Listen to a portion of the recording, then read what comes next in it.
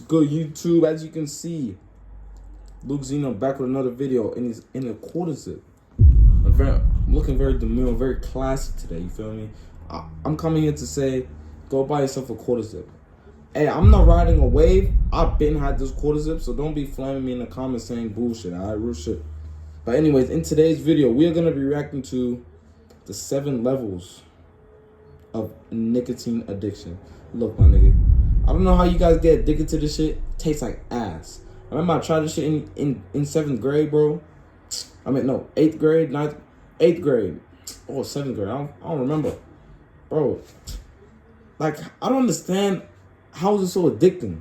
But this guy finna explain to us why people love to vape and why people like nicotine. Whatever this bullshit is called. Vape, e-cigs, whatever. Real shit, bro.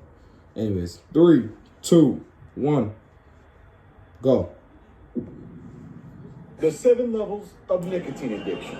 So let's jump right into this. So you're chilling at school, you go to the bathroom, and you see a couple of guys in there, you know, hitting some vapes or some shit, doing whatever the fuck they're doing in the bathroom. And one of them walks up to you like, hey, yo, bro, you want to rip this shit? Now, if you're anything like me, you're going to say yes to this question. So you start ripping this guy's shit, and you realize as you're hitting it, wow, this is That's exactly how it happened with me.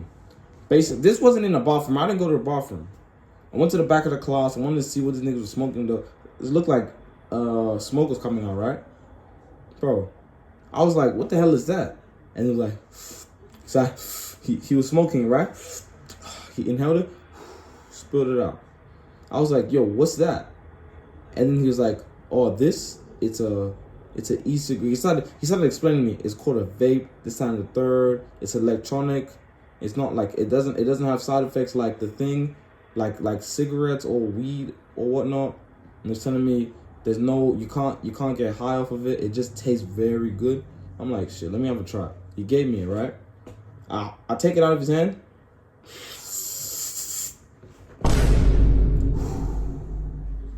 I didn't inhale it. Is that how you call it? Inhale it. I didn't inhale it. I blowed it out straight away. Like,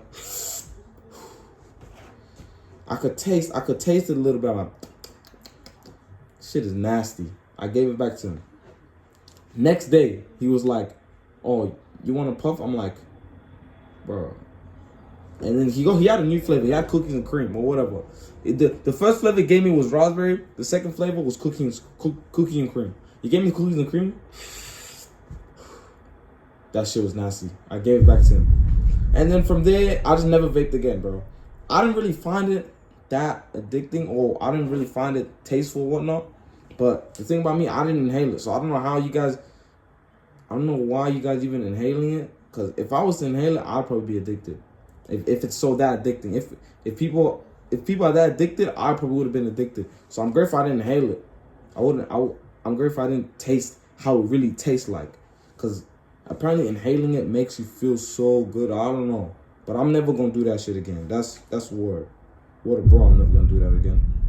Disgusting. Why does it taste like this? And the main reason for it is because this guy had it for 3 months. So you exhale the vape, hand it back to the guy, and you're like, wow, I feel dizzy as fuck. Who would like this? Exactly. And as you say that to yourself, you're like, damn, I kind of like this. Congratulations, you have gone through the steps of stage 1. So eventually you're going to work up the courage to buy your own vape, whether it be at a vape shop or somebody selling it to you. Now, the very moment you get your hands on a vape, you immediately go straight to stage 2. So now that you got your vape, you're chilling in your room, and you decided to take a hit of your vape. In case if you've never vaped or smoked before, I'm going to try to give you an explanation of what it feels like. So you take a puff on your vape, your head gets a little bit spinny, and your body gets a little bit tingly. They last for about a good 10 seconds till you realize, oh, I want that feeling again. And the bullshit cycle continues. So now that you're casually filling your lungs up with aerosol every 10 minutes, yes, it's aerosol. It's honestly disgusting that some of these vape companies had us thinking it was water vapor. With all that said and done, yeah, that's the bullshit that niggas really try to. They try to. One guy told me that, oh, vape is made out of water. I'm like, shit, say what? I'm gonna try this. Nigga, tell me why. I go ask to the teachers explaining in class saying, don't vape in the toilets because it's becoming a big issue and shit. Vaping is made out of chemicals, this on the third, explaining what the chemicals are and what it can do to you in the future. I'm like, bitch, this nigga lied to me, bro.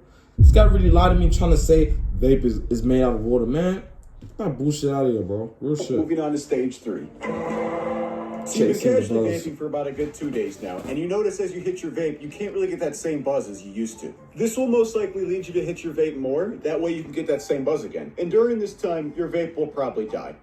And you have 2 choices in the matter. Either you get another vape device and continue on with the stages, or you're already seeing the cycle and decide to quit vaping. This is the stage that will decide if you have an addiction. Now, assuming that you bought another vape, you will now move on to stage 4. That's exactly how people get addicted, So bro. at stage 4, you hit your vape and you don't get a buzz anymore. Now, that's fine and all, but the problem occurs when you don't hit your vape for a little while. You get this slight but noticeable feeling that you want to hit your vape. And if you give in to that feeling, you jump straight to stage 7.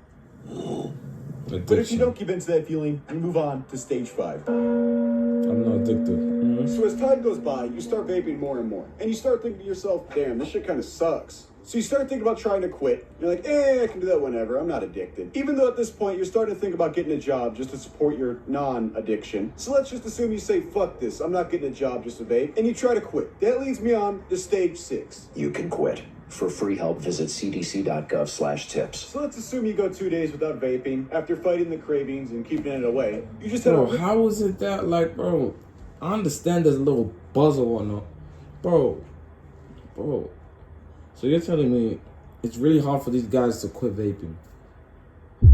It's this hard for you guys to quit vaping? You're just craving, you're itching, you're fucking itching to keep vaping, bro. You fucking sound like a junkie, bro. I done seen some niggas say, hey, I'm gonna be real, I can't go a week without vaping. I'm like, bro.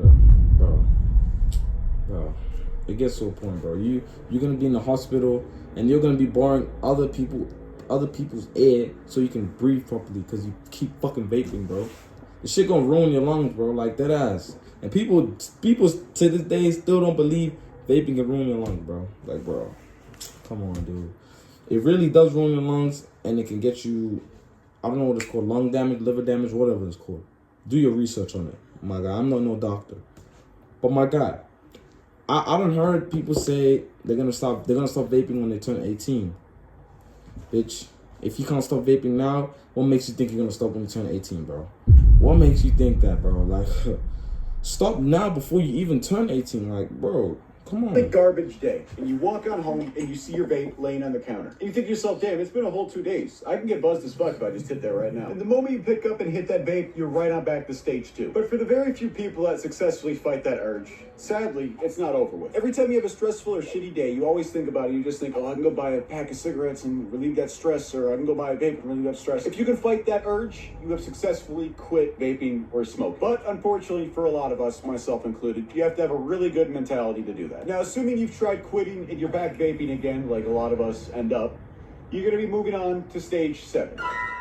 Stage 7, you're vaping more than you ever had before, and the problem with stage 7 is you just don't care. You've tried quitting, you can't do it, you're just accepting the fact that you're addicted now. Now, once you start actually seeing some of the side effects, you might actually start trying to quit again. Yeah. But for a lot of us, it just seems like a waste of time. You spend $1,000, maybe even $2,000 every year on something that you don't enjoy, and something that you wish you never started. And unfortunately, that is the vicious cycle of nicotine addiction.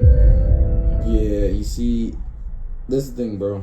If you don't stop now, what makes you gonna stop in the future, bro?